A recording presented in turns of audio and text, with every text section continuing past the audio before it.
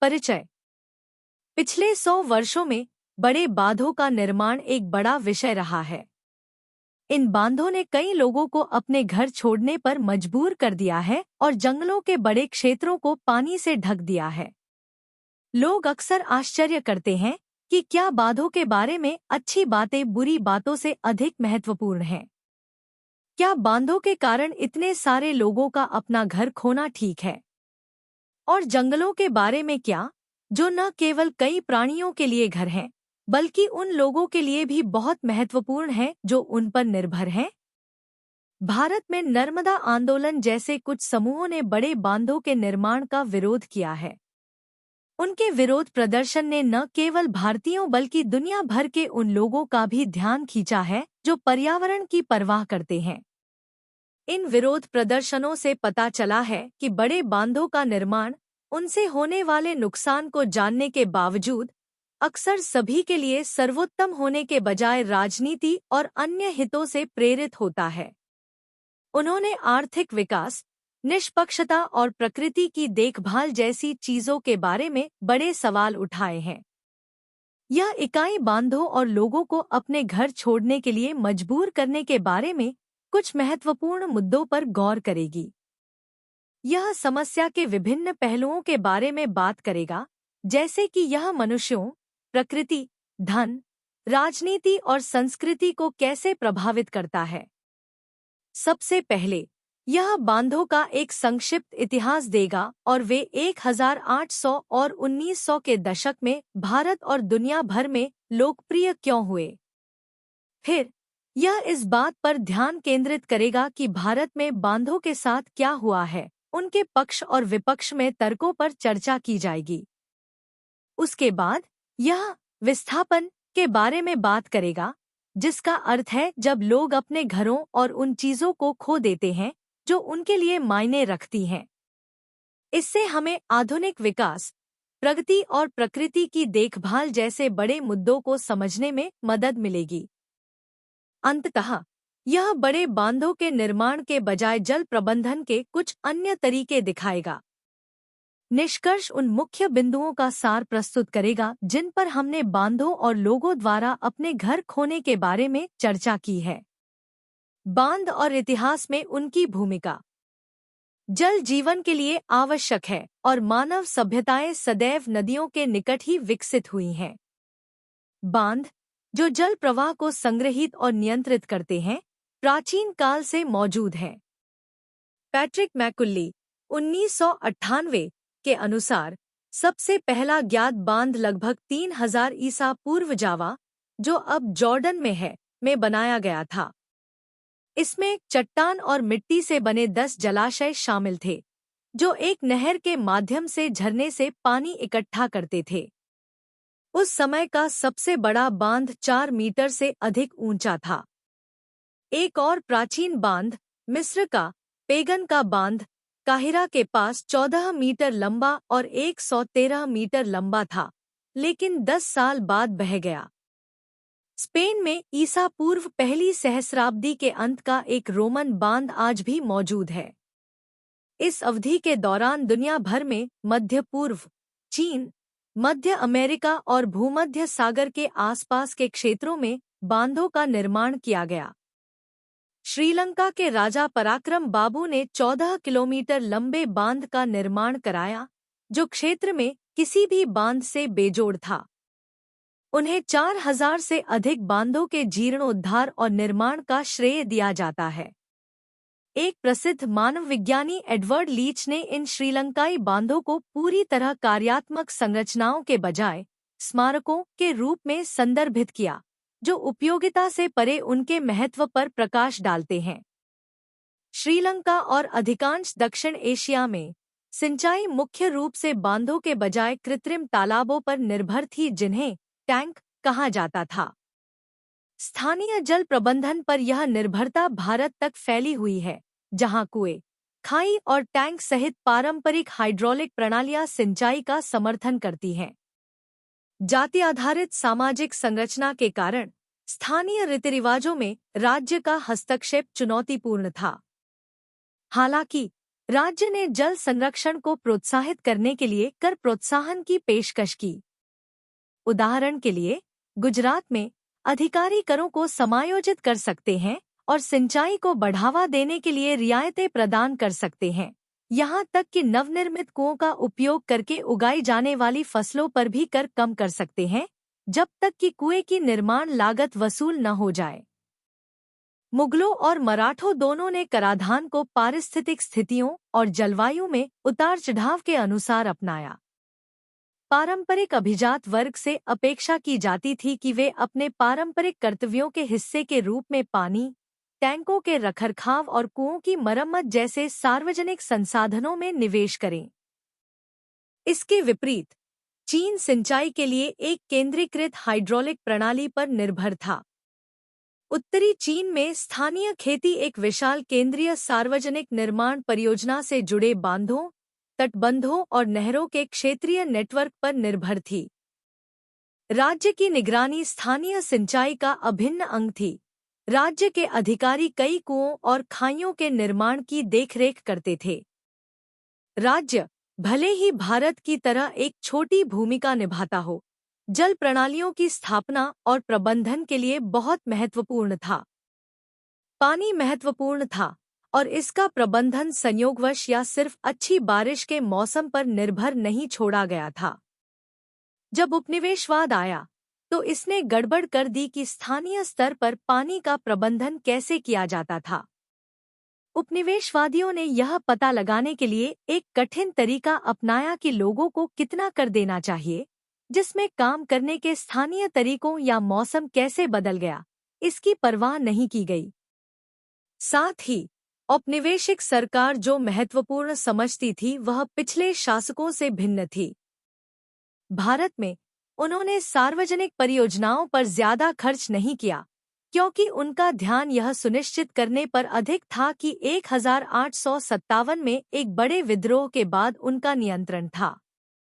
उसके बाद उन्होंने सेना और रेलवे के निर्माण पर अधिक खर्च किया। जब उन्होंने सिंचाई पर खर्च किया, तो इसका अधिकांश हिस्सा पंजाब की बड़ी परियोजनाओं में चला गया। अंग्रेज मुनाफे के लिए कपास, अफीम, गन्ना और गेहूं जैसी फसलें उगाना चाहते थे, लेकिन इससे उन किसानों को नुकसान हुआ जो छोटी सिंचाई प्रणालियों पर निर्भर थे। मुगलों के विपरीत, अंग्रेजों ने धन देकर कुएं और तालाब बनाने में मदद नहीं की, और भूमि पर उच्च करों के कारण किसान सिंचाई प्रणाली बनाने के लिए भी बचत नहीं कर सके। अंग्रेजों ने भूमि पर कर लगाने के तरीके को बदल दिया और जिन लोगों के पास जमीन थी उन्हें पानी का उपयोग करने का अधिकार दिया, जिससे उनके लिए दूसरों से पानी लेना कानूनी हो गया। जिन किसानों के पास अपने स्वयं के जल स्रोत नहीं थे, उनके पास अक्सर पर्याप्त पानी नहीं होता था, खासकर खराब बरसात के मौसम में। इस तरह पानी और जमीन को निजी बनाने से सिंचाई जारी रखने के स्थानीय तरीके को नुकसान पहुंचता है। चीन में हालात और भी बदतर थे क्योंकि सरकार ने बड़ी जल प्रणालियों की देखभाल करना बंद कर दिया था। पानी देने वाली भूमि की मात्रा बहुत कम हो गई, इसलिए 1932 तक उत्तरी चीन में भूमि के केवल एक छोटे से हिस्से को पानी दिया जा रहा था। 1876 से 1879 तक एशिया, अफ्रीका और दक्षिण अमेरिका के कई स्थानों पर बार-बार सूखा और अकाल पड़ा। इतिहास में यह पहली बार था कि एक साथ इतनी सारी जगहों पर अकाल और सूखा पड़ा। लाखों लोग इसलिए मर गए क्योंकि उनके पास पर्याप्त भोजन नहीं था। इससे पता चलता है कि अकाल केवल प्रकृति के बारे में नहीं है। ऐसा इसलिए होता है क्योंकि समाज कैसे स्थापित होते हैं और वे समस्याओं से कैसे निपटते हैं।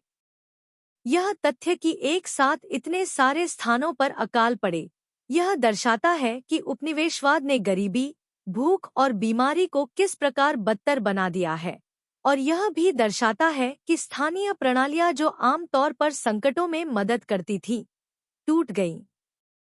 1800 और 1900 के दशक में बड़े बांध लोकप्रिय हो गए। वे दो मुख्य उद्देश्यों को पूरा करते हैं: पानी का भंडारण करना और बिजली पैदा करना।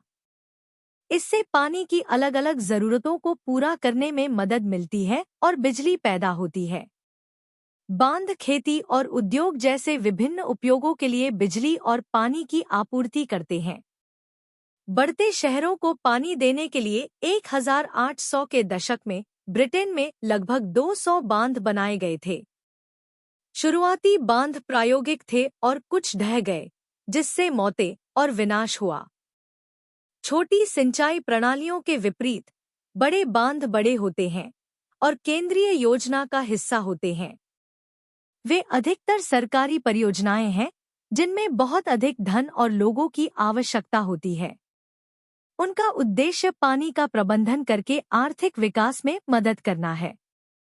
अमेरिका में पश्चिम में शुष्क क्षेत्रों को पानी देने के एक तरीके के रूप में बांधों में रुचि बढ़ी।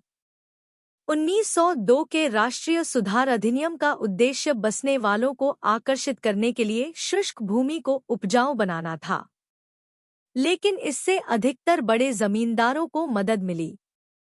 1931 में हूवर बांध का ढहना एक बहुत बड़ी आपदा थी, लेकिन इससे बड़े बांधों पर विश्वास नहीं रुका। सोवियत संघ ने भी देश को मजबूत करने के लिए बांध बनाए। अमेरिका की तरह यह एक बड़ी राज्य परियोजना थी। बांधों ने भूमि, वन्य जीवन और मछुआरों को प्रभावित किया। चीन में बांध माओ त्से तुंग की प्रगति योजना का हिस्सा थे, लेकिन कई विफल रहे, जिससे अकाल पड़ा। चीन ने भूकंप की चेतावनी के बावजूद 1996 में थ्री गॉर्जेस बांध का निर्माण शुरू कर दिया था। भारत भी बांधों से जुड़ा रहा है। एक प्रमुख नेता जवाहरलाल नेहरू ने एक बार भाखड़ा नांगल बांध की प्रशंसा करते हुए बड़े बांधों की तुलना आधुनिक मंदिरों से की थी। हालांकि बाद में नेहरू ने अपना रुख बदलते हुए बड़े पैमाने की परियोजनाओं के प्रति जुनून के बारे में चिंता व्यक्त करते हुए कहा, मुझे लगने लगा है कि हम जिसे हम विशालता का रोग कह सकते हैं, उससे पीड़ित हैं। स्वतंत्र भारत के शुरुआती दिनों में बड़े बांध, बिजली केंद्र, कारखाने और औद्योगिक इकाइयां एक समृद्ध और आधुनिक राष्ट्र बनाने की राज्य की महत्वाकांक्षा का प्रतीक थी। बांधों को उद्योगों, सिंचाई और ऊर्जा उत्पादन, विशेष रूप से कृषि उत्पादन और औद्योगिक विकास को बढ़ावा देने के लिए जल संसाधन प्रदान करने के समाधान के रूप में देखा गया था। बड़े बांधों में महत्वपूर्ण निवेश के बावजूद भारत का अधिकांश हिस्सा अभी भी भूजल पर बहुत अधिक निर्भर है। नदियां और सतही जल ही देश की जल आवश्यकताओं का 10% से भी कम पूरा करते हैं। निम्नलिखित अनुभाग भारत के विकास पर बांधों के प्रभाव की जांच करता है। यह सवाल करता है कि क्या बड़े बांध वास्तव में विकास को बढ़ावा देते हैं, और यदि हाँ, तो किस मानवीय और पारिस्थितिक लागत पर। यह भी पता लगाता है कि क्या यह विकास विभिन्न सामाजिक वर्गों, जातियों और क्षेत्रों में समान रहा है। चिंतन और कार्रवाई 27.1 बांधों की पृष्ठभूमि और सिंचाई तथा कृषि पर उनके प्रभावों पर एक समाजशास्त्रीय नोट लिखें। शीर्षक: सिंचाई और कृषि पर बांधों का समाजशास्त्रीय प्रभाव, एक व्यापक विश्लेषण। परिचय: बांधों, जिन्हें अक्सर इंजीनियरिंग का चमत्कार कहा जाता है, ने दुनिया भर में कृषि और सिंचाई के परिदृश्य को आकार देने में महत्वपूर्ण भूमिका निभाई है। जल प्रवाह को नियंत्रित करने, पनबिजली उत्पन्न करने और सिंचाई प्रदान करने के लिए डिजाइन की गई इन स्मारकीय संरचनाओं ने समाज, अर्थव्यवस्था और पर्यावरण पर गहरा प्रभाव डाला है। मेसोपोटामिया की प्राचीन सभ्यताओं से लेकर चीन में थ्री गोर्जेस बांध जैसे आधुनिक मेगाबांधों तक, सिंचाई और कृषि पर बांधों के समाजशास्त्रीय प्रभाव महत्वपूर्ण और बहुआयामी रहे हैं। ऐतिहासिक पृष्ठभूमि: बांधों का इतिहास प्राचीन काल से है, जहां मेसोपोटामिया और मिस्र जैसी सभ्यताओं ने नदी के प्रवाह को नियंत्रित करने और कृषि के लिए निरंतर जल आपूर्ति सुनिश्चित करने के लिए अल्पविकसित संरचनाएं बनाई थी। हालांकि सदियों से बांधों के पैमाने और जटिलता में काफी बदलाव आया है। औद्योगिकरण और शहरीकरण की बढ़ती मांगों को पूरा करने के लिए बड़े बांधों के निर्माण के साथ औद्योगिक क्रांति एक महत्वपूर्ण मोड़ साबित हुई। सिंचाई पर प्रभाव। बांधों का एक प्राथमिक उद्देश्य नदियों में जल प्रवाह को विनियमित करके और जलाशयों का निर्माण करके सिंचाई की सुविधा प्रदान करना है। इससे सिंचाई योजनाओं के माध्यम से कृषि भूमि का विस्तार हुआ है, फसल की पैदावार और खाद्य उत्पादन में वृद्धि हुई है। भारत जैसे देशों में, जहां कृषि अर्थव्यवस्था का एक महत्वपूर्ण घटक है, बांधों ने शुष्क क्षेत्रों को उपजाऊ कृषि केंद्रों में बदलने में महत्वपूर्ण भूमिका निभाई है। हरित क्रांति, जो 1960 और 1970 के दशक में पूरे भारत में चली, आंशिक रूप से भाखड़ानांगल बांध जैसे बांधों के निर्माण से संभव हुई, जिसने विशाल कृषि क्षेत्रों को सिंचाई का पानी उपलब्ध कराया। हालांकि सिंचाई पर बांधों का प्रभाव चुनौतियों से रहित नहीं है। बड़े बांधों के निर्माण में अक्सर समुदायों को विस्थापित करना और उपजाऊ भूमि को डुबोना शामिल होता है, जिससे सामाजिक उथल-पुथल होती है और आजीविका का नुकसान होता है। इसके अतिरिक्त प्राकृतिक जल प्रवाह पैटर्न में बदलाव से डाउनस्ट्रीम समुदायों के लिए अनपेक्षित परिणाम हो सकते हैं, जिससे सिंचाई और अन्य उपयोगों के लिए पानी तक उनकी पहुंच प्रभावित हो सकती है। इसके कारण जल अधिकारों और आवंटन पर संघर्ष हुआ है, जिससे सामाजिक तनाव और असमानताएं बढ़ी हैं। कृषि पर प्रभाव। बांधों ने कृषि पर गहरा प्रभाव डाला है, न केवल सिंचाई के माध्यम से बल्कि जल प्रवाह के नियमन और बाढ़ नियंत्रण के माध्यम से भी। स्थिर जल आपूर्ति प्रदान करके बांधों ने किसानों को पूरे वर्ष फसल उगाने में सक्षम बनाया है, जिससे कृषि उत्पादकता और विविधता में वृद्धि हुई है। इसके अलावा बांधों के माध्यम से नदी के प्रवाह के नियमन से बाढ़ और सूखे के प्रभाव को कम करने में मदद मिली है, जो कृषि समुदायों के लिए बार बार आने वाली चुनौतियां हैं। इसके अलावा बांधों ने पनबिजली उत्पादन के माध्यम से सस्ती और विश्वसनीय ऊर्जा प्रदान करके कृषि उद्योगों के विकास को सुविधाजनक बनाया है। इससे खाद्य प्रसंस्करण उद्योगों और कृषि व्यवसायों के विकास को बढ़ावा मिला है, रोजगार के अवसर पैदा हुए हैं और ग्रामीण क्षेत्रों में आर्थिक विकास हुआ है। हालांकि बांधों के निर्माण से कृषि पर भी प्रतिकूल प्रभाव पड़ा है। उपजाऊ भूमि के जलमग्न होने और समुदायों के विस्थापन ने पारंपरिक कृषि पद्धतियों और भूमि से सांस्कृतिक संबंधों को बाधित कर दिया है। इसके अलावा नदी के प्रवाह में परिवर्तन और बांधों के नीचे तलछट परिवहन से मिट्टी का क्षरण और पोषक तत्वों की कमी हो सकती है, जिससे कृषि की दीर्घकालिक स्थिरता प्रभावित हो सकती है। समाजशास्त्रीय निहितार्थ। सिंचाई और कृषि पर बांधों के समाजशास्त्रीय प्रभाव व्यापक और जटिल हैं। एक और, बांधों ने कृषि के आधुनिकीकरण और औद्योगिकरण में योगदान दिया है, जिससे किसान उत्पादकता बढ़ाने के लिए नई तकनीकों और प्रथाओं को अपनाने में सक्षम हुए हैं। दूसरी ओर, उन्होंने सामाजिक अव्यवस्था और पर्यावरणीय गिरावट को भी जन्म दिया है, विशेष रूप से हाशिए पर रहने वाले समुदायों के लिए जो बांध प्रेरित प्रभावों का खामियाजा भुगतते हैं। बांधों के निर्माण में अक्सर राज्य की शक्ति का प्रयोग और ऊपर से नीचे तक विकास एजेंडे को लागू करना शामिल होता है, जिससे भूमि अधिकार, विस्थापन और संसाधन आवंटन पर संघर्ष होता है।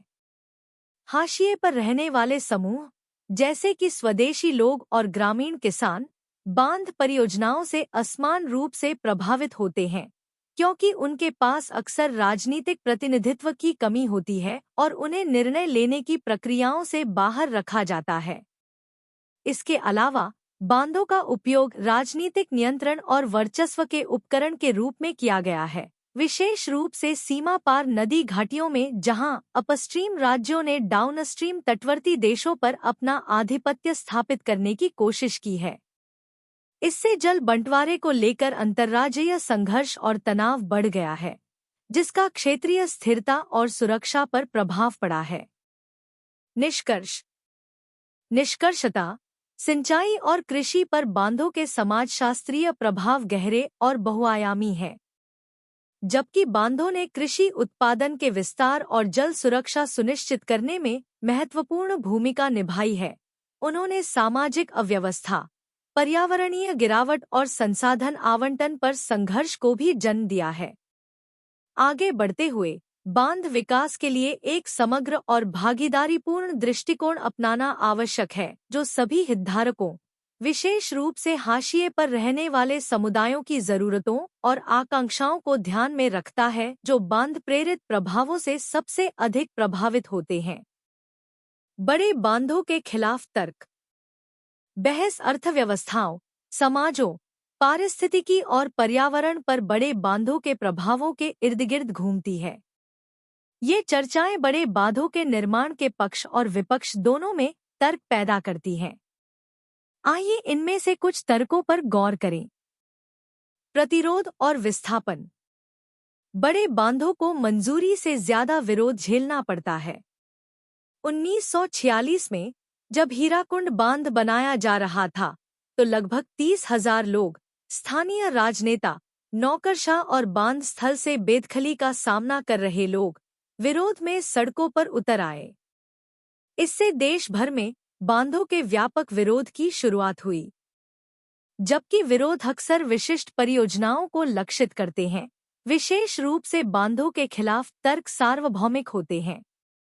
झारखंड में, एक महत्वपूर्ण आदिवासी आबादी वाला राज्य, पिछले कुछ वर्षों में कई सिंचाई परियोजनाएं शुरू की गई हैं।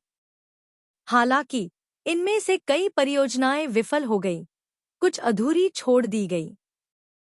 भ्रष्टाचार और नौकरशाही बाधाएं इनमें से अधिकांश उद्यमों को प्रभावित करती हैं। विशेष रूप से सुवर्णरेखा परियोजना और कोयलकारो परियोजना जैसी परियोजनाओं को स्थानीय आदिवासी समुदायों के तीव्र प्रतिरोध का सामना करना पड़ा। कोयलकारो परियोजना 200 आदिवासी गांवों के विस्थापित होने और 45,000 हेक्टेयर उपजाऊ भूमि के जलमग्न होने की धमकी के बावजूद अभी भी हरियाली में थी। इसी तरह सुवर्णरेखा परियोजना में पुलिस की बर्बरता की घटनाएं देखी गईं। साथ ही परियोजना निधि के भीतर व्यापक गबन की रिपोर्टें भी आईं। झारखंड में एक मानवाधिकार संगठन जोहार ने पश्चिमी सिंहभूम जिले में 1960 और 1990 के बीच राज्य द्वारा शुरू की गई 9 लघु सिंचाई परियोजनाओं के बारे में परेशान करने वाले तथ्य उजागर किए। सरकार ने दावा किया था कि 14 करोड़ की संयुक्त पूंजीगत लागत वाली ये परियोजनाएं पूरी होने पर 47,764 एकड़ भूमि की सिंचाई करेंगी। हालांकि जोहार की जांच के अनुसार ये परियोजनाएं अस्तित्वहीन थी। आवंटित सार्वजनिक धन के लिए कोई जवाबदेही नहीं थी। 1997 तक सिंचाई परियोजनाओं के नाम पर स्थानीय आदिवासी समुदायों से 22.5 लाख एकड़ भूमि का अधिग्रहण कर लिया गया था, जिससे कई लोग विस्थापित हो गए थे, जो तब पास की खदानों और कारखानों में मजदूर के रूप में रोजगार की तलाश में थे। नर्मदा बचाओ आंदोलन के नाम से जाने जाने वाले इस आंदोलन का उद्देश्य पर्यावरण पर बड़े बांधों के निर्माण के नकारात्मक प्रभाव के बारे में जागरूकता बढ़ाना था। ध्यान नर्मदा नदी पर सरदार सरोवर बहुउद्देशीय बांध परियोजना पर था, जिसे विश्व बैंक ने 1985 में $450 मिलियन के बजट के साथ मंजूरी दी थी।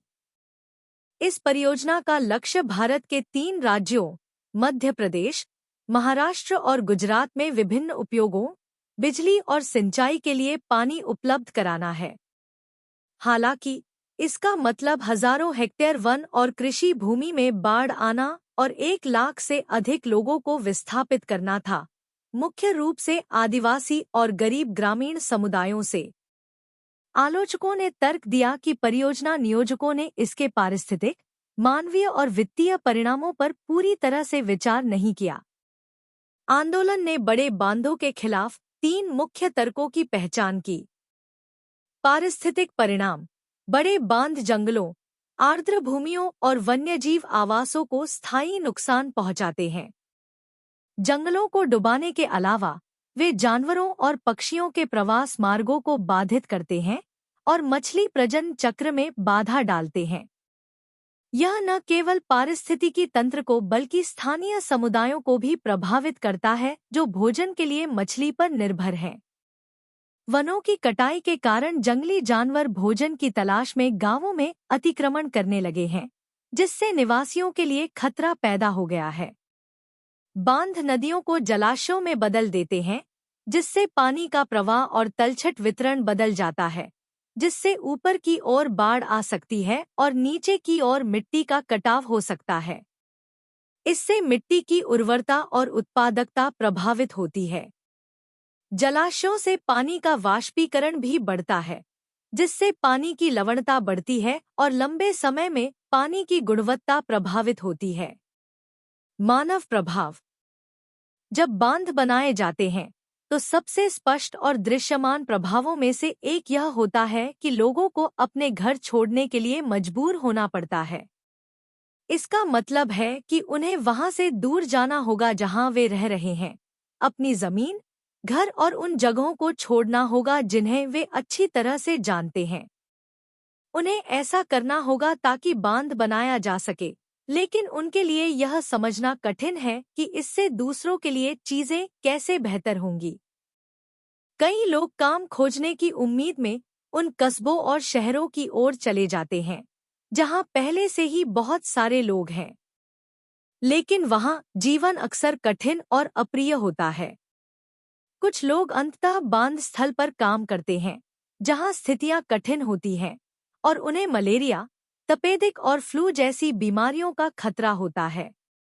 बांध के खत्म होने के बाद जो लोग वहां रहते थे उन्हें अक्सर वहां से जाने के लिए मजबूर किया जाता है, कभी-कभी हिंसा के कारण भी।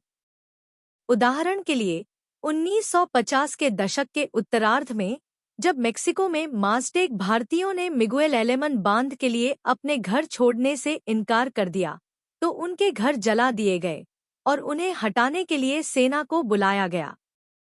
इसी तरह पूर्व यूएसएसआर में विस्थापित लोगों को अक्सर अपने घरों, चर्चों और बगीचों को नष्ट करना पड़ता था और यहाँ तक कि अपने रिश्तेदारों की कब्रें भी खोदनी पड़ती थी। यह ध्यान रखना महत्वपूर्ण है कि बांध परियोजनाओं के कारण पलायन करने को मजबूर होने वाले अधिकांश लोग जनजातियों से हैं या बहुत गरीब हैं, जिनके पास बहुत कम या कोई जमीन नहीं है। 1996 में भारत सरकार के ग्रामीण विकास मंत्रालय की एक रिपोर्ट में कहा गया था कि खनन, बांधों, कारखानों, वन्यजीव अभयारण्यों और राष्ट्रीय उद्यानों के कारण 16 मिलियन से अधिक लोगों को अपने घर छोड़ने के लिए मजबूर होना पड़ा था, लेकिन उनमें से केवल लगभग 4 मिलियन को ही रहने के लिए नई जगह दी गई थी। 1990 की एक अन्य रिपोर्ट में कहा गया कि इनमें से लगभग 40% विस्थापित लोग जनजातियों से थे।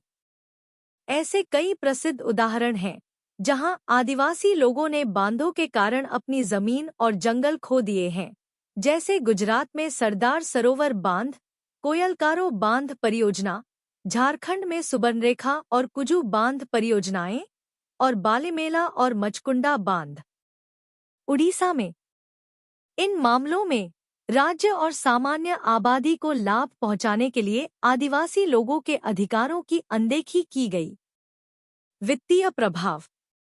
बांधों के निर्माण के लिए महत्वपूर्ण वित्तीय संसाधनों की आवश्यकता होती है, जिसकी कुछ लोग अत्यधिक अलाभकारी कहकर आलोचना करते हैं। 1987 से 88 के आधिकारिक अनुमान के अनुसार सरदार सरोवर बांध की लागत 11,154 करोड़ रुपए, जिसमें जलग्रहण क्षेत्र के उपचार या परियोजना में देरी और प्रतिपूरक वनरोपण जैसे अतिरिक्त खर्च शामिल नहीं है। यह अनुमान अकेले पूरी 7वीं पंचवर्षीय योजना के दौरान केंद्र और राज्य सरकारों के संयुक्त योजना व्यय से अधिक था। भारत सरकार के पर्यावरण और वन विभाग ने चौंका देने वाले करोड़ रुपए के पर्यावरणीय नुकसान की सूचना दी। प्रोजेक्ट पर 40,000 करोड़ का बकाया। दुनिया भर में अधिकांश बड़ी बांध परियोजनाओं को विश्व बैंक द्वारा सालाना 10.75% की उच्च ब्याज दर पर वित्त पोषित किया गया है। बैंक ने अधिकतम रुका ऋण प्रदान किया। 700 करोड़ रुपए, जबकि जापान से अतिरिक्त वित्तपोषण की मांग की गई थी। ओएनजीसी रुपए उधार देने पर सहमत हुई। प्रति वर्ष 14.5% ब्याज दर पर 200 करोड़ रु आवश्यक धन जुटाने के लिए गुजरात सरकार ने करमुक्त बांड जारी किए और जनता से एक सीमित राशि एकत्र की। महत्वपूर्ण सवाल यह बना हुआ है, गुजरात सरकार इस पैसे को कैसे सुरक्षित रखेगी और ऋण कैसे चुकाएगी, साथ ही स्वास्थ्य देखभाल, शिक्षा और रोजगार जैसी अपनी अन्य विकास प्रतिबद्धताओं और सामाजिक कल्याण दायित्वों को भी पूरा करेगी। चिंतन और कार्रवाई 27.2। आपने अखबारों और अन्य स्रोतों में बांधों और उनके प्रभावों के मुद्दों पर बहुत कुछ पढ़ा होगा। अपने अध्ययन के आधार पर समाज के आर्थिक, सामाजिक और पारिस्थितिक पहलुओं पर बड़े बांधों के प्रभावों पर एक नोट लिखें। बड़े बांधों के समर्थन में तर्क। अब तक हमने केवल उन कारणों पर गौर किया है कि क्यों कुछ लोग बड़े बांधों का विरोध करते हैं, लेकिन भारत में अर्थशास्त्री, इंजीनियर, विकास योजनाकार और कृषि विज्ञानी जैसे विशेषज्ञ हैं जो बड़े बांधों के निर्माण के पक्ष में तर्क देते हैं। उन्होंने बड़े बांधों की प्रभावशीलता के बारे में चिंताओं को दूर करने की कोशिश की है और वे बड़े बांधों से होने वाले नुकसान के बारे में पर्यावरणविदों और सामाजिक कार्यकर्ताओं द्वारा उठाई गई चिंताओं से आश्वस्त नहीं हैं। बड़े बांधों के समर्थकों का कहना है कि सिंचाई, पेयजल और बिजली से संबंधित समस्याओं से निपटने के लिए ये हमारे पास सबसे अच्छा विकल्प है, जबकि सुरक्षा और स्थिरता के मुद्दों के लिए परमाणु और तापीय ऊर्जा की आलोचना की जाती है। बांधों से प्राप्त जल विद्युत को सबसे विश्वसनीय नवीकरणीय ऊर्जा स्रोत के रूप में देखा जाता है। यह सस्ता, स्वच्छ और टिकाऊ है। चूंकि सौर ऊर्जा प्रौद्योगिकी अभी तक पर्याप्त उन्नत नहीं है, इसलिए हमारे देश की ऊर्जा जरूरतों को पूरा करने के लिए जल विद्युत सबसे अच्छा विकल्प लगता है। 1960 के दशक में भारत को गंभीर भोजन की कमी का सामना करना पड़ा, इसलिए सरकार ने खाद्य उत्पादन बढ़ाने पर ध्यान केंद्रित किया। उन्होंने उत्पादन को बढ़ावा देने के लिए सिंचाई में सुधार, खेती योग्य भूमि का विस्तार और बेहतर उर्वरकों और बीजों का उपयोग करने जैसे तरीके पेश किए। बड़े बांधों के समर्थकों का तर्क है कि इन आधुनिक तकनीकों के बिना, जिनकी पर्यावरणविद मिट्टी और लोगों के स्वास्थ्य को नुकसान पहुंचाने के लिए आलोचना करते हैं, भारत ने खाद्य उत्पादन में आत्मनिर्भरता हासिल नहीं की होती। इसलिए बड़े बांधों के समर्थकों द्वारा दिया जाने वाला पहला कारण देश की सिंचाई और बिजली की भारी जरूरत है। विश्व बैंक का कृषि प्रभाग भी बड़े बांधों का समर्थन करता है। वे बड़े बांधों के पक्ष में कई तर्क सूचीबद्ध करते हैं, जो कई विकास योजनाकारों और इंजीनियरों के विचारों को दर्शाते हैं। यहाँ सरदार सरोवर बांध के संबंध में उनके बचाव का एक हिस्सा है। हालांकि छोटे बांध नर्मदा बेसिन को विकसित करने में भूमिका निभाते हैं, लेकिन वे बड़े बांधों के समान लाभ नहीं दे सकते हैं। छोटे बांध उतने लागत प्रभावी नहीं है जितना दावा किया गया है। एक अध्ययन में पाया गया कि भारत में अधिकांश छोटे बांध आर्थिक रूप से व्यवहार्य नहीं हैं, क्योंकि वे जितना पानी जमा करते हैं उसकी तुलना में वे बहुत अधिक भूमि पर बाढ़ ला देते हैं। जैसे जैसे छोटे बांधों के लिए उपयुक्त स्थलों की खोज जारी रहती है, लागत बढ़ती जाती है। इसके अलावा छोटे बांध अक्सर शुष्क वर्षों के दौरान पानी का भंडारण करने में विफल रहते हैं, जब इसकी सबसे अधिक आवश्यकता होती है। पिछले सूखे के दौरान केवल बड़े बांधों ने ही गुजरात को पर्याप्त पानी की आपूर्ति की थी। इसके अलावा छोटे बांध उपजाऊ कृषि भूमि और जंगलों के बड़े क्षेत्रों में बाढ़ ला देते हैं। इसके विपरीत सरदार सरोवर जैसे बड़े बांध सिंचित भूमि के केवल एक छोटे प्रतिशत को ही जलमग्न करते हैं। भले ही हम उतनी ही मात्रा में पानी संग्रहित करने के लिए छोटे बांधों के लिए पर्याप्त स्थान ढूंढ सकें, फिर भी बाढ़ से खोई गई भूमि सरदार सरोवर जैसे बड़े बांधों की तुलना में कहीं अधिक होगी। बड़े बांधों के रक्षकों का कहना है कि खेती के लिए भूजल का बहुत अधिक उपयोग एक बड़ी समस्या है। उन्हें नहीं लगता कि छोटे बांध पर्याप्त अच्छे हैं, क्योंकि लोग अभी भी अपनी सबसे महत्वपूर्ण जरूरतों के लिए भूजल पर निर्भर हैं। वे स्वीकार करते हैं कि बड़े बांधों से बहुत सारे जंगलों में बाढ़ आ जाती है, लेकिन वे बताते हैं कि बड़े बांधों के बिना भी बहुत सारे जंगल गायब हो रहे हैं। हर साल नर्मदा बेसिन में लगभग 20,000 हेक्टेयर। यह न केवल देश भर में वनों के प्रबंधन की समस्या को दर्शाता है, जहां लोग अवैध रूप से और लाभ के लिए पेड़ों को काट रहे हैं, बल्कि जीवित रहने की कोशिश कर रहे लोगों द्वारा वन संसाधनों की बढ़ती मांग को भी दर्शाता है। इससे पता चलता है कि भारत में चीजें कितनी भ्रष्ट और अक्षम हैं, बड़े बांध हैं या नहीं। वे यह भी सोचते हैं कि सिंचाई क्षेत्रों में पेड़ लगाने से खोए हुए जंगल की भरपाई हो सकती है। बड़े बांध नियमित रूप से पानी उपलब्ध करा सकते हैं, जिससे लोगों के स्वास्थ्य में सुधार हो सकता है, और अगर इनका प्रबंधन अच्छे से किया जाए तो पानी से फैलने वाली बीमारियों को रोका जा सकता है। दोनों पक्ष इस बात पर सहमत है कि किसी भी अन्य विकास परियोजना की तरह बड़े बांधों की लागत भी समय के साथ बढ़ती जाती है। भारत में विकास परियोजनाओं को पूरा होने में अक्सर बहुत लंबा समय लगता है, जिससे न केवल अधिक पैसा खर्च होता है, बल्कि परियोजना से प्रभावित लोगों का जीवन भी कठिन हो जाता है। वे अधर में लटके हुए हैं, न कि उस पुराने जीवन में जिसके वे आदी थे, बल्कि उस नए, बेहतर जीवन में भी नहीं जिसका उनसे वादा किया गया था।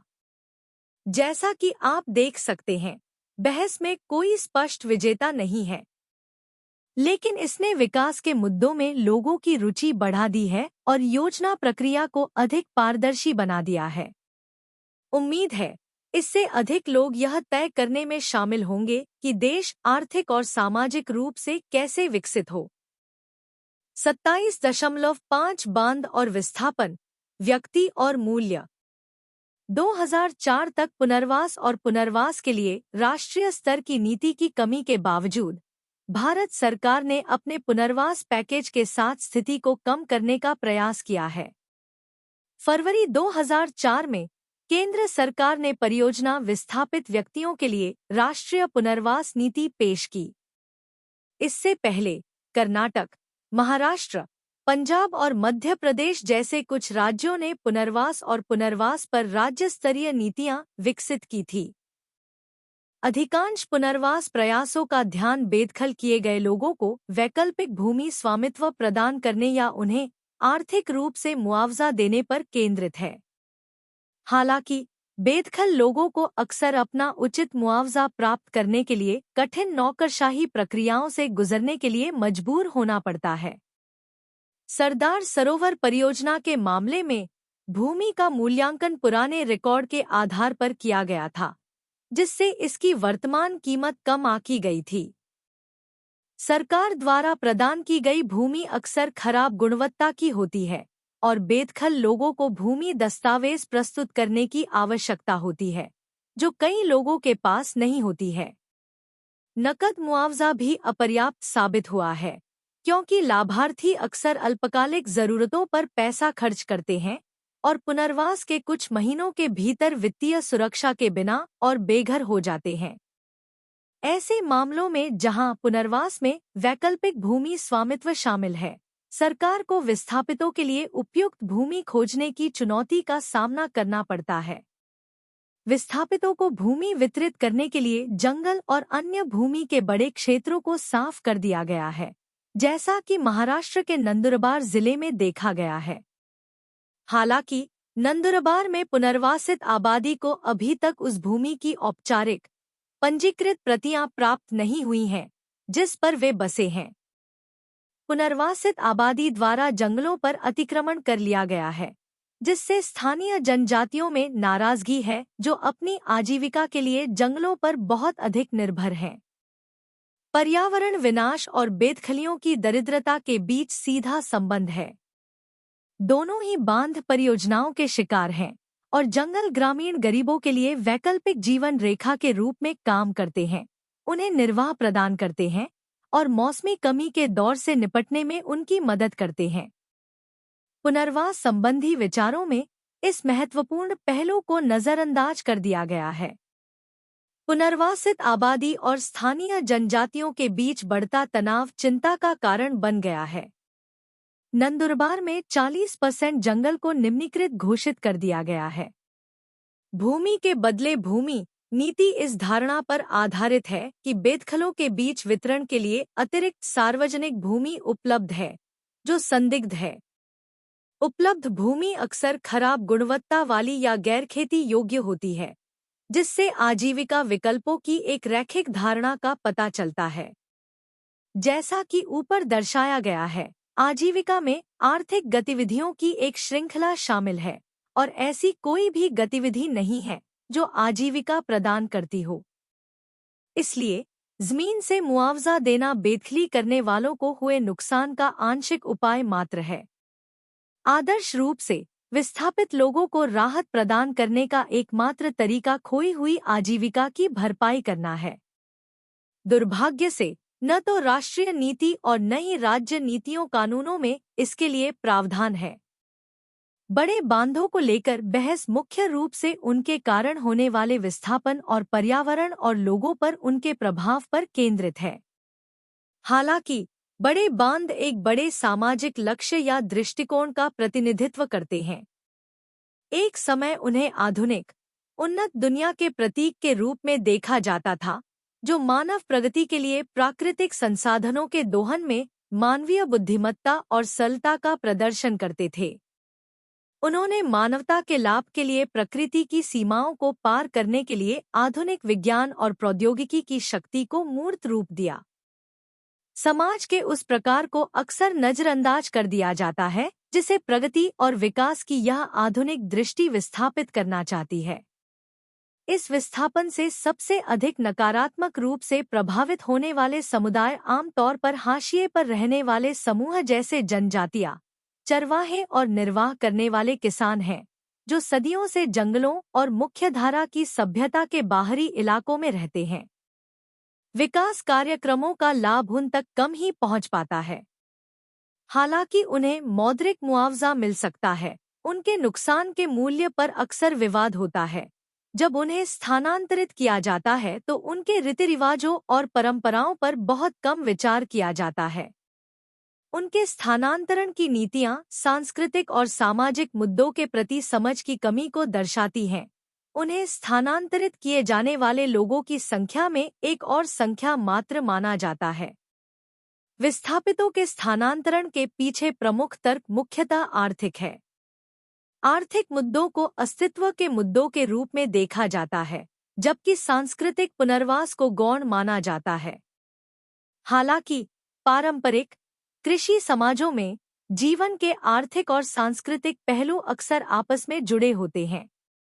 आर्थिक कौशल सांस्कृतिक प्रथाओं और समाजीकरण के माध्यम से पारित होते हैं, जबकि संस्कृति को आर्थिक उत्पादन के माध्यम से सुदृढ़ और नवीनीकृत किया जाता है। पारंपरिक समाजों में अधिकांश त्योहार और अनुष्ठान पूरे वर्ष काम के विभिन्न चरणों को चिह्नित करते हैं। इसलिए सांस्कृतिक पर जीवन के आर्थिक पहलू को प्राथमिकता देना औद्योगिक समाजों में जीवन के धर्मनिरपेक्षीकरण और आधुनिकीकरण को दर्शाता है। बड़े बांधों के कारण होने वाले विस्थापन का मतलब न केवल लोगों को एक स्थान से दूसरे स्थान पर ले जाना है, बल्कि कठोर पर्यावरणीय परिस्थितियों में जीवित रहने के लिए सदियों से विकसित आर्थिक और सांस्कृतिक कौशल सहित पीढ़ियों से बनी जीवन शैली को नष्ट करना भी है। गरीबी का समाधान खोजने के प्रयास में विकास योजनाकारों ने भारी लागत वाली परियोजनाएं बनाई हैं, कृषि और औद्योगिक उत्पादन में निवेश को प्रोत्साहित किया है, जिससे देश के कई हिस्सों में सूखे जैसी स्थिति पैदा हो गई है और आर्थिक असमानता बढ़ गई है।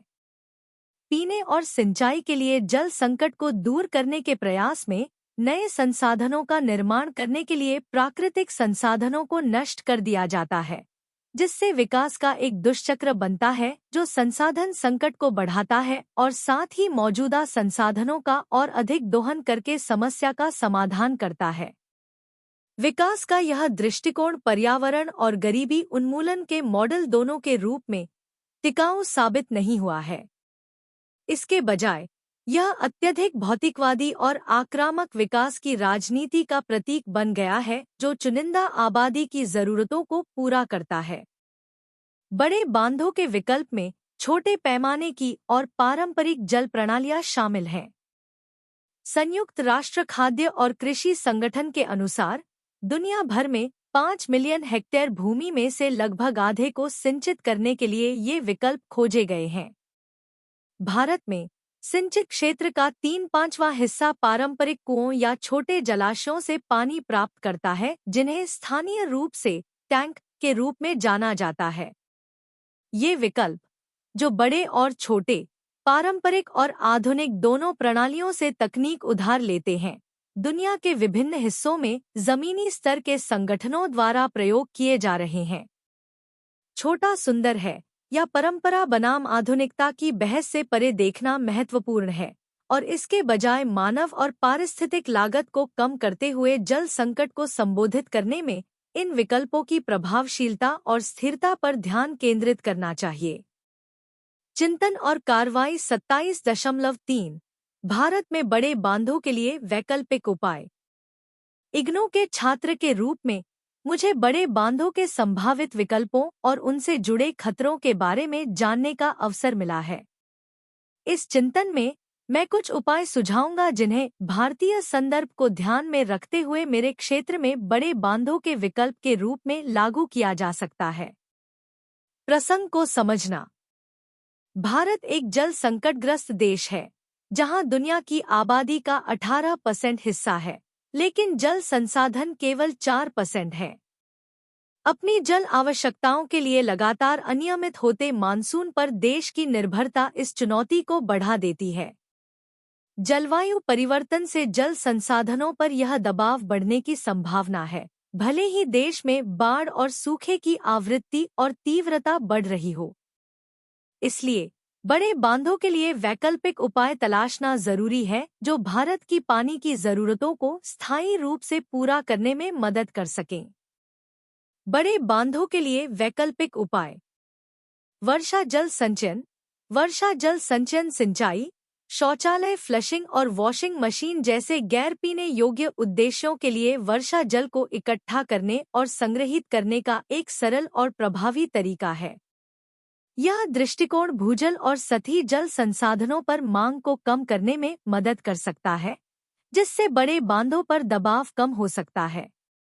भूजल पुनर्भरण। भूजल पुनर्भरण भूजल जलभृतों को कृत्रिम रूप से पुनर्भरित करने की प्रक्रिया है। यह विभिन्न तरीकों से किया जा सकता है, जैसे उपचारित अपशिष्ट जल को जलभृतों में डालना, कृत्रिम पुनर्भरण तालाब बनाना और पार्क में फुटपाथों का उपयोग करना। भूजल पुनर्भरण से बड़े बांधों की आवश्यकता को कम करके भूजल की उपलब्धता बढ़ाने में मदद मिल सकती है। वाटरशेड प्रबंधन। वाटरशेड प्रबंधन में स्थायी जल संसाधनों को सुनिश्चित करने के लिए भूमि, जल और वनस्पति सहित पूरे वाटरशेड का प्रबंधन करना शामिल है। यह दृष्टिकोण मिट्टी के कटाव को कम करने, जल धारण को बढ़ाने और पानी की गुणवत्ता में सुधार करने में मदद कर सकता है, जिससे बड़े बांधों की आवश्यकता कम हो सकती है। छोटे पैमाने की जलविद्युत ऊर्जा। छोटे पैमाने के जलविद्युत संयंत्र बड़े बांधों का विकल्प हो सकते हैं। ये संयंत्र छोटी नदियों और नालों पर बनाए जा सकते हैं, जिससे नदी के प्राकृतिक प्रवाह को बाधित किए बिना बिजली पैदा की जा सकती है। Check dam. चेक डैम सिंचाई और अन्य गैर पीने योग्य उद्देश्यों के लिए पानी जमा करने के लिए नदियों और नालों पर बनाए गए छोटे बांध हैं। ये बांध बड़े बांधों की तुलना में छोटे होते हैं और इनका पर्यावरणीय प्रभाव कम होता है। जल संरक्षण। जल संरक्षण जल प्रबंधन का एक अनिवार्य पहलू है। कुशल सिंचाई प्रणाली, कम प्रवाह वाले उपकरण और जल कुशल कृषि जैसे जल बचत उपायों को लागू करने से जल संसाधनों की मांग को कम करने में मदद मिल सकती है, जिससे बड़े बांधों की आवश्यकता कम हो सकती है। मेरे क्षेत्र में लागू करने के उपाय। मेरे क्षेत्र में जो भारत का एक ग्रामीण क्षेत्र है, मैं बड़े बांधों के विकल्प के रूप में निम्नलिखित उपाय सुझाऊंगा। वर्षा जल संचयन। ग्रामीण घरों और संस्थानों में वर्षा जल संचयन प्रणालियों को लागू करने से भूजल और सतही जल संसाधनों की मांग को कम करने में मदद मिल सकती है। भूजल पुनर्भरण। कृत्रिम पुनर्भरण तालाब बनाने और पार्क में फुटपाथों का उपयोग करने से भूजल जलभृतों को पुनर्भरण करने में मदद मिल सकती है, जिससे भूजल की उपलब्धता बढ़ सकती है। वाटरशेड प्रबंधन। वनीकरण, मृदा संरक्षण और जल प्रतिधारण जैसी वाटरशेड प्रबंधन प्रथाओं को लागू करने से मिट्टी के कटाव को कम करने, जल अवधारण को बढ़ाने और पानी की गुणवत्ता में सुधार करने में मदद मिल सकती है। छोटे पैमाने की जलविद्युत ऊर्जा। छोटी नदियों और नालों पर छोटे पैमाने के जलविद्युत संयंत्रों का निर्माण नदी के प्राकृतिक प्रवाह को बाधित किए बिना बिजली उत्पन्न कर सकता है। Check dam. नदियों और नालों पर चेक डैम बनाने से सिंचाई और अन्य गैर पीने योग्य उद्देश्यों के लिए पानी जमा किया जा सकता है, जिससे बड़े बांधों की आवश्यकता कम हो जाती है। निष्कर्षतः बड़े बांध भारत की जल आवश्यकताओं का एकमात्र समाधान नहीं है। भारत की पानी की जरूरतों को स्थायी रूप से पूरा करने के लिए वर्षा जल संचयन, भूजल पुनर्भरण, वाटरशेड प्रबंधन, छोटे पैमाने पर पनबिजली और चेक बांध जैसे वैकल्पिक उपाय लागू किए जा सकते हैं।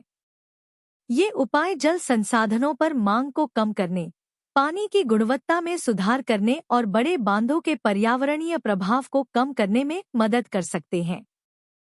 एक जिम्मेदार नागरिक के रूप में भारत के जल संसाधनों के लिए एक स्थायी भविष्य सुनिश्चित करने के लिए इन वैकल्पिक उपायों को बढ़ावा देना और लागू करना आवश्यक है। बॉक्स 27.1 वैकल्पिक सुझाव। उत्तरी गुजरात में पानी की कमी से निपटने के इन विचारों के बारे में आप क्या सोचते हैं? क्या वे व्यावहारिक हैं और क्या वे पूरे भारत के लिए काम कर सकते हैं? देश की वर्तमान सामाजिक, आर्थिक और राजनीतिक स्थिति को देखते हुए वे कितना अच्छा काम करेंगे? अर्थशास्त्रियों, एनजीओ कार्यकर्ताओं, जल विज्ञानियों और ग्राम कार्यकर्ताओं से बने एक समूह ने पानी की कमी से निपटने के लिए ये समाधान सुझाए। झीलों, उथले भूजल छिद्रों जिन्हें विरदा कहा जाता है और सीरीनुमा कुओं जिन्हें ववस कहा जाता है, जैसे पारंपरिक जल स्रोतों को पहचानें। चेकडैम और भंडारण बांध जैसे ग्रामस्तरीय उपायों के साथ यह पानी की कमी के दौरान मदद कर सकता है। भूजल कार्य के लिए संपत्ति के अधिकार के तरीके को बदलें। फिलहाल भूजल उन लोगों का है जो अपनी जमीन पर बोरवेल खोदते हैं। इसका परिणाम यह होता है कि लोग जितना चाहें उतना भूजल का उपयोग करते हैं, भले ही उन्हें वास्तव में इसकी आवश्यकता न हो। सीमित करें कि बोरवेल कितनी गहराई तक जा सकते हैं। 1970 में बोरवेल को 45 मीटर से अधिक गहराई तक जाने से रोकने के लिए कानून में बदलाव की कोशिश की गई थी, लेकिन ऐसा करने के लिए आवश्यक परिवर्तन कभी वास्तविकता नहीं बने। क्या सरकार भूजल स्तर पर नजर रखे? यदि कोई कुआं एक निश्चित स्तर से नीचे चला जाता है, तो सरकार लोगों को इसका उपयोग करने से रोक सकती है, लेकिन यह तभी काम करेगा जब अन्य जल स्रोत उपलब्ध हों। एक समान दर के बजाय उपयोग की गई मात्रा के आधार पर बिजली की चार्जिंग पर वापस जाए। गुजरात में फ्लैट रेट लिया जाता था, लेकिन किसानों के दबाव के कारण इसे बदल दिया गया। यदि इन क्षेत्रों में खेती महत्वपूर्ण बनी रहेगी, तो फसलों को पानी देने के लिए ड्रिप सिंचाई जैसे बेहतर तरीकों का उपयोग करें। इसका मतलब यह हो सकता है कि कुछ फसलें जिन्हें बहुत अधिक पानी की आवश्यकता होती है, उन्हें कम उगाया जाएगा क्योंकि ड्रिप सिंचाई उनके लिए अच्छा काम नहीं करती है। शुष्क खेती के तरीकों का अधिक उपयोग करें और जो फसलें उगाई जाती हैं, उन्हें बदलें। अन्य फसलों को उगाने को और अधिक आकर्षक बनाने के लिए कीमतों में बदलाव करें। सौराष्ट्र में बहुत अधिक मूंगफली उगाई जाती है, इसलिए इसे बदलना कठिन हो सकता है क्योंकि अमीर किसानों को यह पसंद नहीं आएगा। बड़े बांधों के विकल्पों में दो मुख्य बातों पर ध्यान केंद्रित किया गया है: पानी को वापस जमीन में डालना और पानी का अधिक सावधानी से उपयोग करना। पानी बचाने की सबसे बड़ी समस्याओं में से एक शहरों में और खेती के लिए बहुत अधिक उपयोग करना है। ड्रिप सिंचाई जैसी आधुनिक तकनीकें, जहां पानी सीधे पौधों की जड़ों तक जाता है, और स्प्रिंकलर फसलों को पानी देने के स्मार्ट तरीके हैं। शहरों में कुछ स्थानों पर कम पानी का उपयोग करना एक बड़ी बात रही है। एरिज़ोना में उन्होंने प्रत्येक व्यक्ति द्वारा प्रतिदिन उपयोग किए जाने वाले पानी की मात्रा को 760 लीटर से घटाकर 590 लीटर कर दिया। उन्होंने कम पानी का उपयोग करने वाले शौचालय जैसे जलबचत उपकरण देकर और लोगों को पानी बचाने के बारे में सिखाकर ऐसा किया। इज़राइल में वे पौधों को पानी देने के लिए उपचारित सीवेज का भी उपयोग करते हैं।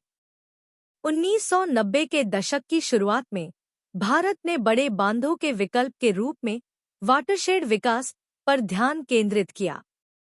इस पद्धति में वर्षा जल और नदी के पानी को खाइयों के माध्यम से टैंकों और कुओं में मोड़कर एकत्र करना शामिल था।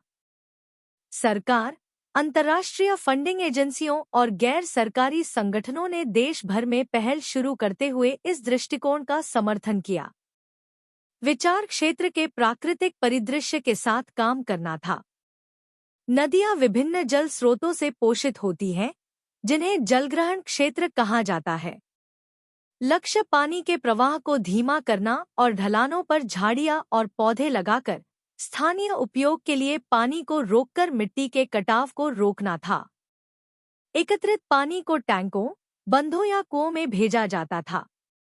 हालांकि कुछ गांवों में वाटरशेड विकास सफल रहा, लेकिन यह व्यापक जल दोहन का विकल्प नहीं बन सका। वाटरशेड प्रबंधन प्रयोगों में समान विशेषताएं हैं। ग्रामीण स्तर पर छोटे पैमाने पर प्रयास, प्रत्येक गांव द्वारा अपनी स्वयं की जल दोहन प्रणाली बनाना। ये व्यक्तिगत प्रयास अलग अलग स्थलाकृति और वाटरशेड प्रोफाइल के कारण कुशल प्रबंधन, सामुदायिक सहयोग और तकनीकी मार्गदर्शन की आवश्यकता वाली एक बड़ी योजना में योगदान करते हैं। तकनीकी और प्रबंधन विशेषज्ञों को योजना पर सहमत होने और इसकी प्रभावशीलता पर समुदाय के साथ परामर्श करने की आवश्यकता है। इलाके और जलवायु का ज्ञान महत्वपूर्ण है। सफलता सामुदायिक स्वागत और सक्रिय भागीदारी पर निर्भर करती है। जल अधिकार, विशेषकर सामाजिक और आर्थिक रूप से वंचित समूहों के लिए, सामुदायिक स्तर पर महत्वपूर्ण है।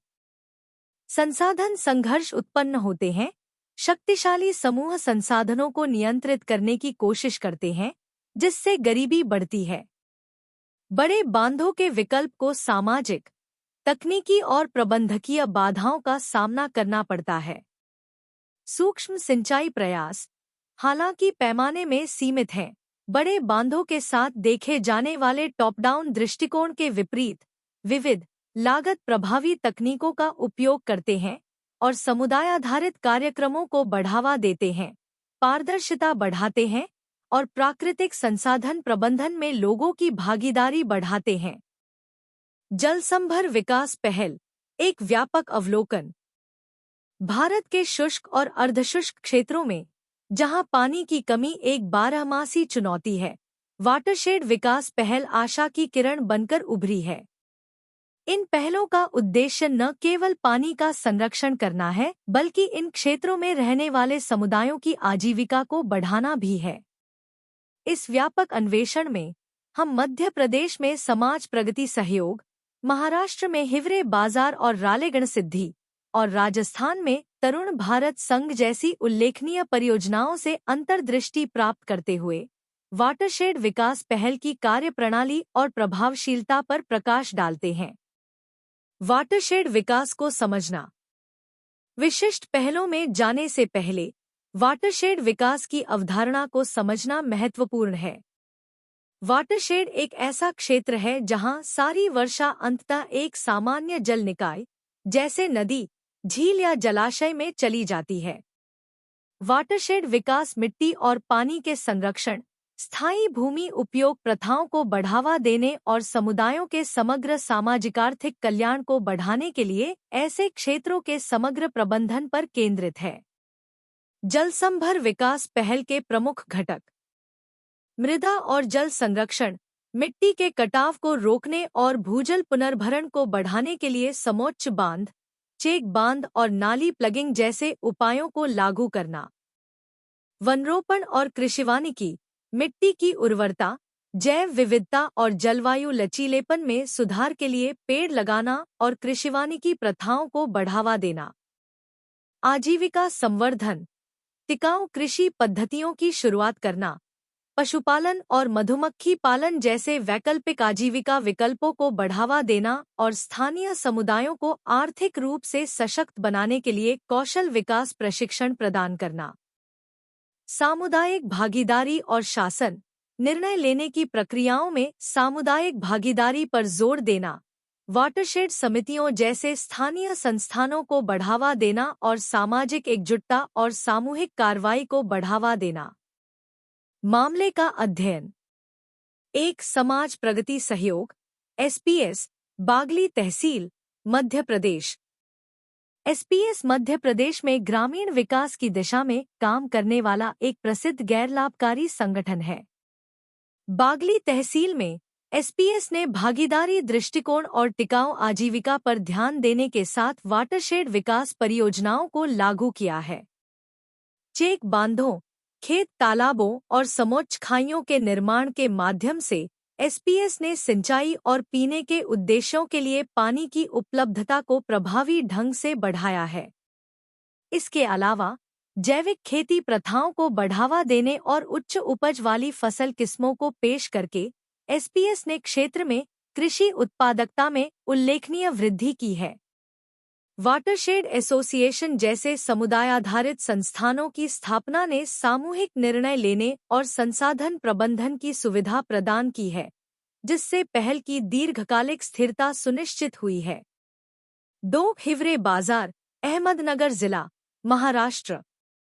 हिवरे बाजार समुदाय के नेतृत्व वाले वाटरशेड विकास का एक चमकदार उदाहरण है। इस सूखाग्रस्त क्षेत्र में ग्रामीण अपने परिदृश्य को बदलने के लिए पोपटराव पवार के नेतृत्व में एक साथ आए।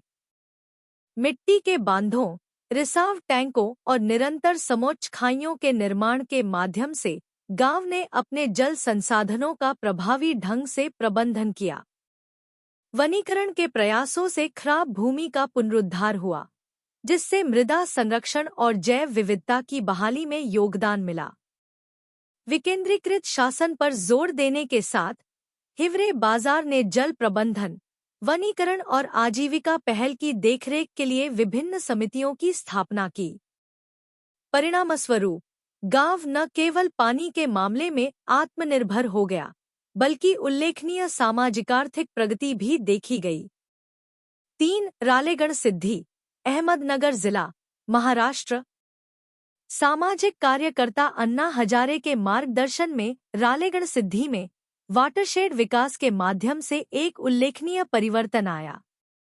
रिसाव टैंकों, समोच्च खाइयों और चेक बांधों का निर्माण करके गांव ने अपने वर्षा जल संसाधनों का प्रभावी ढंग से प्रबंधन किया, जिससे भूजल स्तर में सुधार हुआ और कृषि उत्पादकता में वृद्धि हुई।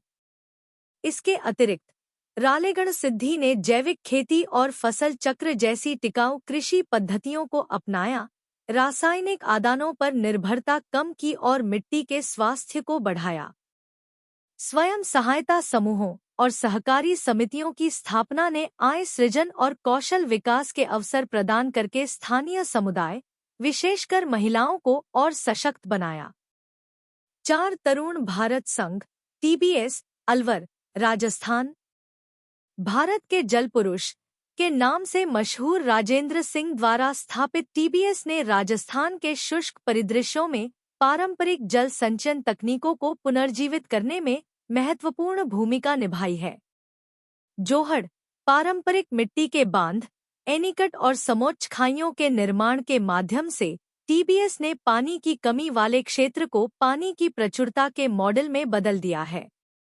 योजना और कार्यान्वयन प्रक्रिया में स्थानीय समुदायों को सक्रिय रूप से शामिल करके टीबीएस ने न केवल खराब पारिस्थितिकी तंत्र को बहाल किया है बल्कि ग्रामीण अर्थव्यवस्था को भी पुनर्जीवित किया है।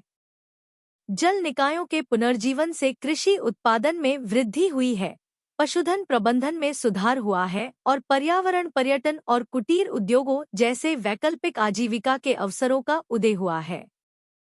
प्रभावशीलता और प्रभाव। उपर्युक्त केस अध्ययन पानी की कमी को दूर करने और सूखाग्रस्त क्षेत्रों में स्थायी आजीविका को बढ़ावा देने में वाटरशेड विकास पहल की उल्लेखनीय प्रभावशीलता को उजागर करते हैं। इन पहलों से न केवल सिंचाई और घरेलू उपयोग के लिए पानी की उपलब्धता में सुधार हुआ है, बल्कि कृषि उत्पादकता में भी वृद्धि हुई है। खराब पारिस्थितिकी तंत्र को बहाल किया गया है और स्थानीय समुदायों को आर्थिक रूप से सशक्त बनाया गया है। इसके अलावा सामुदायिक भागीदारी और विकेंद्रीकृत शासन को बढ़ावा देकर वाटरशेड विकास पहल ने जलवायु परिवर्तन के प्रभावों के खिलाफ दीर्घकालिक स्थिरता और लचीलेपन की नींव रखी है। निष्कर्षतः जल संभर विकास पहल पानी की कमी से निपटने और सूखाग्रस्त क्षेत्रों में समग्र ग्रामीण विकास को बढ़ावा देने के लिए शक्तिशाली उपकरण के रूप में उभरी है। मिट्टी और जल संरक्षण उपायों को आजीविका वृद्धि हस्तक्षेपों के साथ एकीकृत करके और सामुदायिक भागीदारी को बढ़ावा देकर इन पहलों ने जल सुरक्षा में सुधार, कृषि उत्पादकता बढ़ाने और ग्रामीण समुदायों की सामाजिक-आर्थिक स्थिति को ऊपर उठाने में महत्वपूर्ण प्रभावशीलता प्रदर्शित की है।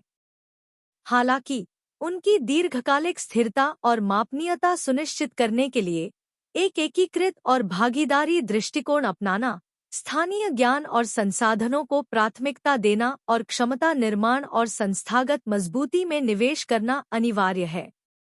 केवल ठोस प्रयासों और सहयोगात्मक कार्रवाई के माध्यम से ही हम लचीले और टिकाऊ समुदायों के निर्माण में वाटरशेड विकास पहल की पूरी क्षमता का एहसास कर सकते हैं। निष्कर्ष। हमने बांधों के बारे में बात करके पूरे इतिहास में उनके महत्व को समझाते हुए शुरुआत की और बताया कि कैसे सरकारें और समुदाय दोनों समय के साथ पानी के प्रबंधन में शामिल रहे हैं। अकाल और सूखा हमेशा से ही लोगों के लिए चिंता का विषय रहा है, लेकिन आजकल आधुनिक समय के साथ पानी की समस्या और भी गंभीर हो गई है। हम इस युग में जल संकट का सामना कर रहे हैं, जो दिन-ब-दिन बदतर होता जा रहा है। जबकि विज्ञान और प्रौद्योगिकी ने हमें प्राकृतिक संसाधनों का बेहतर उपयोग करने में मदद की है, उन्होंने पारिस्थितिक समस्याएं भी पैदा की हैं, क्योंकि हमने प्रकृति के संतुलन को नजरअंदाज कर दिया है। बांधों और लोगों को विस्थापित होने के लिए मजबूर करने के बारे में चर्चा से पता चला कि बड़े बांध न केवल लोगों को अपने घर छोड़ने के लिए मजबूर करते हैं, बल्कि अक्सर जनजातियों, गरीब किसानों और बिना जमीन वाले लोगों जैसे हाशिए पर रहने वाले समूहों को प्रभावित करते हैं। हमने दुनिया भर में बड़े बांधों के अनुभवों से प्रेरित होकर अन्य विकल्पों पर भी विचार किया। ये विकल्प ऐसे तरीकों से पानी का उपयोग करने पर ध्यान केंद्रित करते हैं, जो पर्यावरण के लिए बेहतर हों और इसमें अधिक लोगों को शामिल किया जाए ताकि यह सुनिश्चित किया जा सके कि हर किसी को पानी मिल सके, चाहे उनकी सामाजिक या आर्थिक स्थिति कुछ भी हो। भले ही इन विकल्पों को आलोचना का सामना करना पड़ा है कि वे कितनी अच्छी तरह काम करते हैं और क्या वे टिक सकते हैं, वे दिखाते हैं कि लोग हमेशा पानी की कमी की बड़ी समस्या का समाधान खोजने की कोशिश कर रहे हैं।